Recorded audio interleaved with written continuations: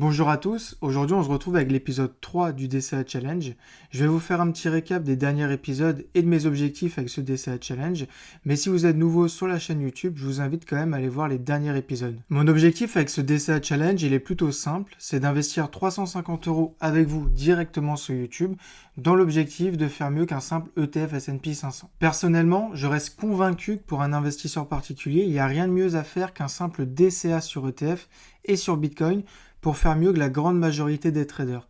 Il faut bien comprendre que malgré ce qu'on peut vous faire croire sur les réseaux sociaux, c'est très difficile d'être gagnant en trading et de faire beaucoup mieux que le marché. Personnellement, je préfère avoir une gestion passive de mes investissements, que ça soit en bourse ou dans les cryptos, que de passer 2 heures tous les soirs à analyser le marché, dans l'objectif d'avoir 1% de performance supplémentaire à la fin de l'année et de prendre le risque de tout perdre en un claquement de doigts. Alors avant d'aller plus loin, je précise que je tourne cette vidéo le 14 avril et que j'ai fait les achats pour ce troisième mois le 12 avril et en 2 jours, les prix des crypto-monnaies ont quand même pas mal baissé. Donc les chiffres que je vais vous donner dans quelques secondes correspondent bien au 12 avril. Alors pour ces 2 premiers mois, j'ai investi un total de 700 € et je réalise une performance de 12,3%. Ma seule position dans le rouge, c'est Interparfums, avec une performance de moins 6,5%. Sinon, toutes les autres positions sont dans le vert. Donc sur John Deere, je réalise une performance de plus 7%, sur Coinbase de plus 80%, sur Amazon de plus 9%, sur l'Ether de plus 11% et sur Bitcoin d'un peu moins de 16%. Alors personnellement, ça ne me choque pas parce que je suis très optimiste sur les crypto-monnaies, mais on remarque quand même que les crypto-monnaies tirent vers le haut ce DCA Challenge, que ça soit le Bitcoin et l'Ether ou encore Coinbase avec plus de 80% de performance. Comme je vous l'ai expliqué dans le dernier épisode, en ce moment, et ce depuis plusieurs semaines maintenant, tous les indices boursiers sont très hauts et c'est plutôt difficile de trouver de belles opportunités pour un objectif d'investissement à moyen long terme. Je précise que je ne dis pas qu'il n'y a aucune opportunité qu'il faut vendre et attendre que tous les marchés s'effondrent, mais simplement qu'il faut rester prudent et ne pas investir sur n'importe quoi. Si demain les indices baissent de 3, 5 ou 10%, ce serait une belle opportunité. Par exemple, si on regarde le S&P 500, on voit que l'indice enchaîne les semaines dans le vert depuis novembre 2023. Pour rappel, le S&P 500, c'est un indice qui représente la performance à la hausse et à la baisse des 500 plus grandes entreprises américaines en termes de capitalisation boursière. Avec une performance aussi importante en si peu de temps, on se rend vraiment compte que c'est incroyable ce qui se passe sur les marchés financiers ces derniers mois. Du côté du CAC 40, la performance est moins importante que celle du S&P 500, mais on remarque également qu'on enchaîne de nombreuses semaines de hausse. Quand on regarde le Bitcoin, on voit qu'il a perdu l'équivalent de 8 à 10% de sa valeur en seulement 48 heures. Et quand on regarde les altcoins du top 50, on voit que pour la grande majorité des altcoins, ils ont perdu l'équivalent de 30 à 40% de leur valeur en seulement 48 heures. C'est quand même impressionnant ce genre de baisse. Je sais que je me répète, mais il faut bien comprendre qu'investir sur Bitcoin et investir sur des altcoins, peu importe l'altcoin que vous avez sélectionné, ce n'est pas du tout la même chose et ce n'est pas du tout le même risque. Avec les crypto-monnaies, on est vraiment sur un marché qui est très volatile, à la hausse et à la baisse. Quand on dézoome un petit peu, on se rend compte que sur les altcoins, on a perdu l'équivalent de ce qu'on a gagné depuis novembre 2023, alors que sur Bitcoin, on est de retour sur des niveaux du mois dernier. Alors je ne dis pas qu'il ne faut pas investir sur les altcoins ou s'y intéresser, mais je dis simplement qu'il faut rester prudent et avoir le cœur bien accroché si les altcoins représentent une part importante de vos investissements crypto. Alors je vais me répéter dans chaque épisode car je trouve que c'est important d'être transparent sur ce sujet, mais pour ce DCA Challenge, j'ai décidé d'utiliser l'application Trade Republic parce qu'elle permet d'investir facilement et efficacement en bourse et sur les crypto-monnaies, mais je précise que cette vidéo n'est pas sponsorisée par Trade Republic. Quand je propose un contenu qui est sponsorisé, je le précise toujours. Aujourd'hui, nous allons commencer par investir sur les crypto-monnaies.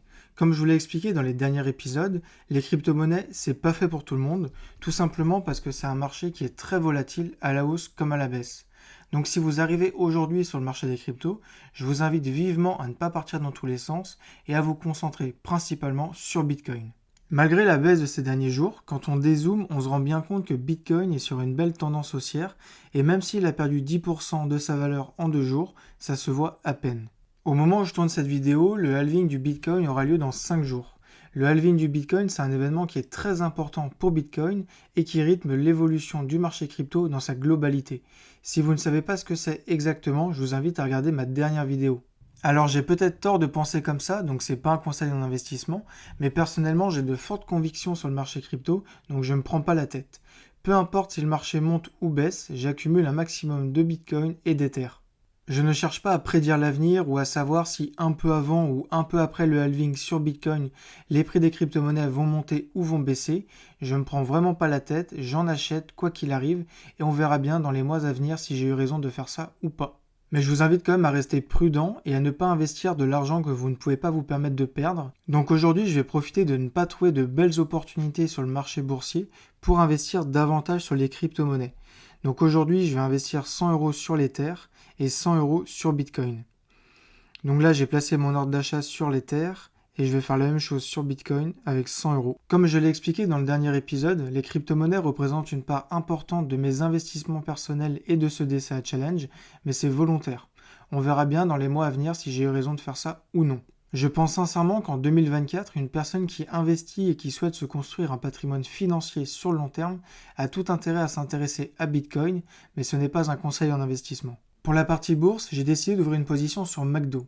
Alors je vous l'accorde, au niveau de l'éthique, on peut faire mieux, mais je trouve qu'on est sur des niveaux qui sont intéressants pour se positionner sur le titre aujourd'hui. Le prix de l'action, il a baissé d'une dizaine de pourcents ces derniers mois et on se situe actuellement tout en bas du canal haussier à long terme. En investissant sur McDo aujourd'hui, je vais profiter de la croissance future de l'entreprise pour faire fructifier mes investissements, mais je vais également diversifier ce DCA Challenge. Je sais que McDo verse des dividendes à ses actionnaires, mais en me positionnant sur le titre aujourd'hui, ce n'est pas forcément ce que je recherche. Personnellement, je privilégie la croissance aux dividendes, mais chacun fait comme il le souhaite. Alors si vous avez bien suivi, vous avez dû vous rendre compte que pour ce mois-ci, il me reste 50 euros à investir, mais comme je ne trouve pas forcément de belles opportunités, je vais les garder au chaud. Même si on parle de seulement 50 euros, je trouve qu'avoir un petit peu de cash de disponible, c'est pas forcément une mauvaise idée. Ça permet de renforcer une position en cas de forte baisse par exemple. Alors avec ces derniers achats, les crypto-monnaies représentent 32,3% de ce DCA Challenge et les actions 67,7%. Alors même si Interparfums est dans le rouge et impacte négativement la performance de ce DCA Challenge, je suis plutôt satisfait pour ces 3 premiers mois. Sur la dernière vidéo, vous avez été nombreux à me dire que pour éviter de payer des frais de transaction, je pourrais automatiser mes achats de crypto-monnaies sur Trade Republic et c'est vrai que c'est une bonne idée, donc je vais y penser et mettre ça en place pour le mois prochain. Donc je vais réfléchir au montant que je souhaite investir tous les mois pour ce DCA Challenge sur Bitcoin et sur Ether et mettre en place un plan d'investissement automatique, ça me permettra de faire des économies. N'hésitez pas à me donner votre avis sur ce DCA Challenge, à me partager vos derniers achats que ce soit en bourse et dans les cryptos et encore merci pour vos retours positifs sur la dernière vidéo.